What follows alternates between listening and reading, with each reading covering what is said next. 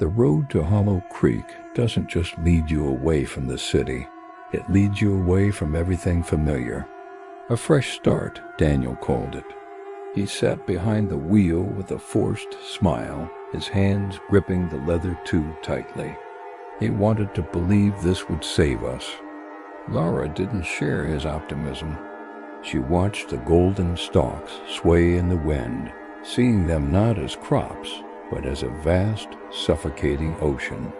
Even young Ethan was quiet, his forehead pressed against the glass, searching for something in the green depths that only a child's eyes might catch.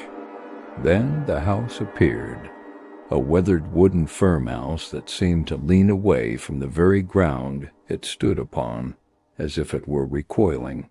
A rusted windmill stood nearby, groaning with every gust of wind, a metallic screech that sounded like a warning we weren't ready to hear. Daniel dismissed the peeling paint and the sagging porch. He saw a project. Laura saw a trap, her eyes constantly drifting toward the dark barn. The arrival of Mr. Wilkes offered little comfort. He drove a pickup that looked as tired as the land itself, stopping just short of the porch. He didn't get out.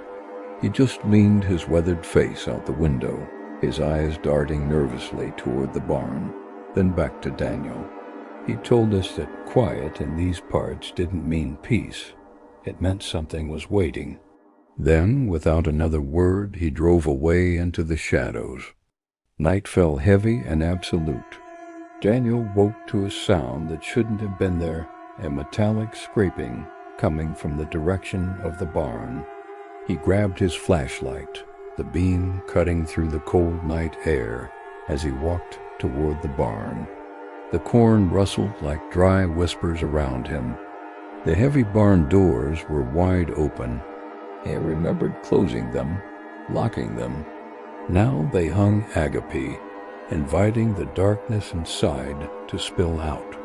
Inside, the flashlight beam danced over empty stalls until it landed on something hidden, a stone well, tucked away in the furthest corner. The iron lid on top was vibrating. A low, rhythmic hum resonated through the floorboards. Daniel leaned in, drawn by a morbid curiosity. Then he heard it, not water, but breathing, wet, heavy, and rhythmic, emerging from the depths below. It was a sound of something living. He recoiled, the flashlight